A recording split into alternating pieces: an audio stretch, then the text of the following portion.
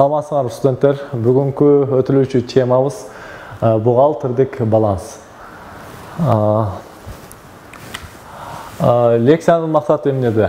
Лекциянын максаты бухгалтердик баланс түшүнүгү жана анын структурасы, түзүмү жөнүндө кеңири маалымат алуу. Лекциянын планы болуп 3 вопроско, суроого бөлүп караганбыз. Биринчи бул жерде карасаңыздар, бухгалтердик баланс түшүнүгү жөнүндө кеңири маалымат алабыз. Экинчи суроосунда болсо, бухгалтердик баланстын структурасы, анын түзүмү кеңири каралган. Ал эми үчүнчү суроодо бухгалтердик баланстын статьяларынын өзгөрүү типтери боюнча кеңири карайбыз. Эми студенттер, сиздер менен бухгалтердик баланс түшүнүгүнө кайрылуудан мурда мен сиздер менен баланс деген термин же болбосо түшүнүк жөнүндө сөз кылгым келип жатат. Баланс деген кайсыл гана тармак болбосун, илимдин кайсы тармагында же болбосун, баланс деген түшүнүктү сиздер кеңири билесиздер. Баланс бул тең салмактуулук же болбосо барабардык деген түшүнүктү түшүндүрөт. Ал эми баланстын келип чыгуусу кайсыл тилден келип чыккандыгы бул жерде карасаңыздар, баланс бул латын тилинен келип чыгып, бизче бул жерде орус тилинде жазылып калыптыр, чаша весов деп дегенди түшүндүрөт. Демек бул тең салмактуулук, теңдик символу катары колдонулуп келип жатат. Ошону менен бирге биз баланс түшүнүгүн көптөгөн илимдерде колдонгонубуз менен, бирок көбүнесе экономиканын бухгалтердик эсебинде өзгөчө орунга коюп биринчи колдонобуз. Бухгалтердик баланс. Бухгалтердик баланс бул белгилүү айда каражаттардын түрлөрү жана алардын түзүлүш булактары боюнча акчалай туюнтмада чарбанын каражаттарын жалпы чагылдыруу жана экономикалык жактан топтоштуруунун жолу болуп саналат. Азыркы убакытта биз бухгалтердик баланс деп ишкананын ишмердүүлүгүнүн каржылык жыйынтыгын жана каржылык абалын белгилүү бир убакка түзүлгөн отчетун түшүнөбүз. Эми эмне себептен биз белгилүү бир убакытка түзөбүз? Себеби бухгалтердик баланстын түзүү жана тапшыруунун өзүнүн баягы убакыт сааттары болот. Биз бухгалтердик баланс бул ишкананын форма отчетносторунун милдеттүү тапшырылуучу отчеттордун катарына кирет. Бул форма 1 бухгалтердик баланс бул жылдык отчет болуп саналат дагы. Жылдын аягында биз бардык отчетторубузду токтотуп, бухгалтердик балансты түзөбүз дагы, тапшыруу мөөнөтү кийинки жылдын 30 мартына чейин болот. Бул Кыргыз Республикасында. Ал эми биз эмне үчүн бухгалтердик балансты биз маанилүү биринчи орунга койгон форма отчетностор катары эсептейбиз. Себеби бухгалтердик баланста ишкананын мүлктүк каражаттары, ишкананын финансылык абалы кеңири чагылдырылат. Ал эми бухгалтердик балансты көргөн адам же болбосо ошол ишкананын акционерлери, госоргандар болобу, инвесторлор болобу, ошол ишкананын иш алып баруусун, ишмердүүлүгү жөнүндө кеңири маалымат ала алат. Ал жерден биз ошол ишкананын абалын, мүлктүк каражаттарынан, келечектеги болгон ишкананын ишмердүүлүгүн биз болжолдоп карасак болот.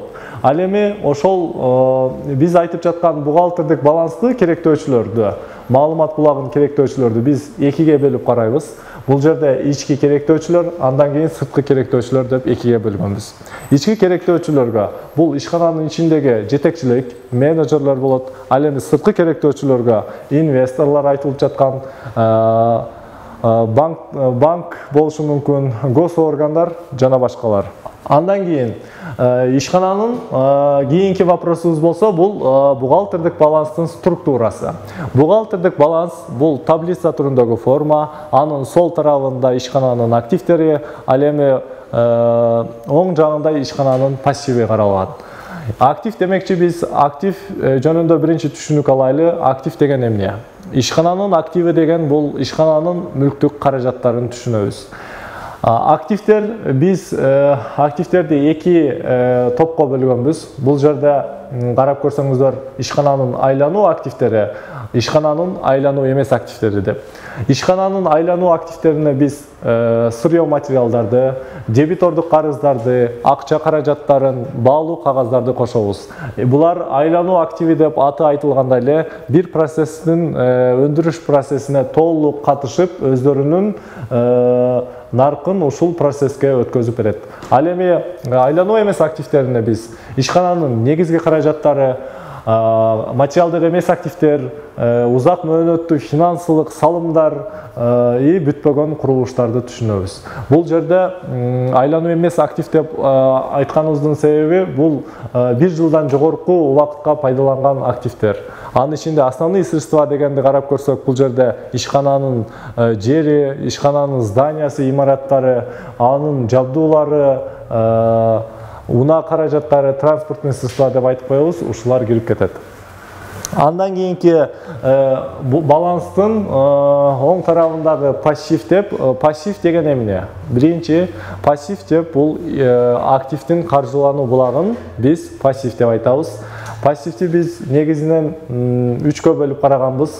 Бирок ишкананын каржылоо булагы негизинен өзү 2ге бөлүнгөн. Ал өздүк капитал, андан кийин карыз капитал деп.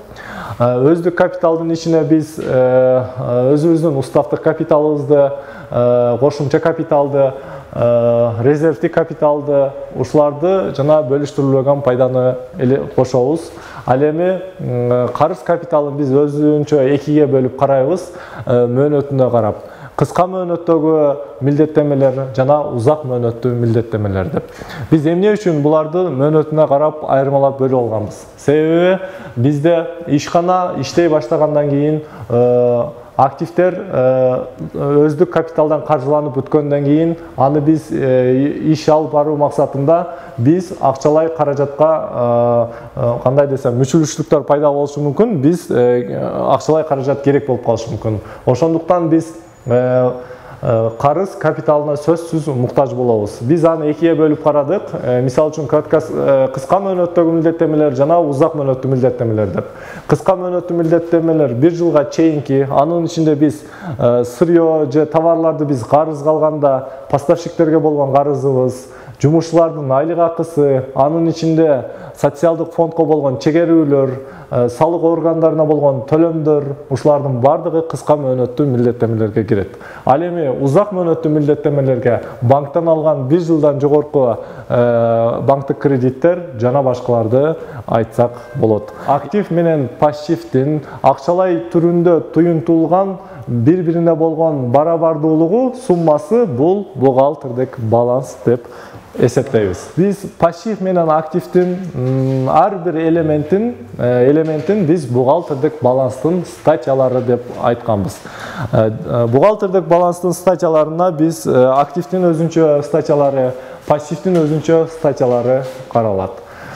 Бухгалтердик баланстын негизги өзгөчөлүгү болуп, дагы бир актив менен пассивдин акчалай жыйынтыктарынын бирдейлиги эсептелет. Бул талап ар кандай ишкананын балансы үчүн милдеттүү болууга тийиш. Ал активде да, пассивде да каражаттардын бирдей массасы, бирок ар түрдүү топто көрсөтүлгөндүгү менен түшүндүрүлөт. Активде түрлөрү боюнча, ал эми пассивде булактары боюнча. Дал ушуга баланстын наамы негизделгени, анткени баланс деген сөз барабардыкты жана тең салмактуулукту билдирет. Мындан актив менен пассивдин жыйынтыктарын биз баланс деп сөз менен белгилейбиз. Дагы бир жолу кайталап коеюн, бухгалтерский баланстын аныктамасын. Тигил же бул датада чарбанын каражаттарын мүнөздөө менен баланс өткөн мезгилдин ичинде ишкананын бүткүл ишинин натыйжасында түзүлгөн алардын абалын көрсөтөт. Мына ошентип биз баланс колундагы каражаттардын түрлөрү жана алардын булактары тууралуу эң маанилүү маалыматтарды кучагына алган ишкананын ишинин жыйынтыктары жөнүндө өзүнчө бир отчет экенин биз бул темадан билдик. Көңүл бурганыңыздарга рахмат.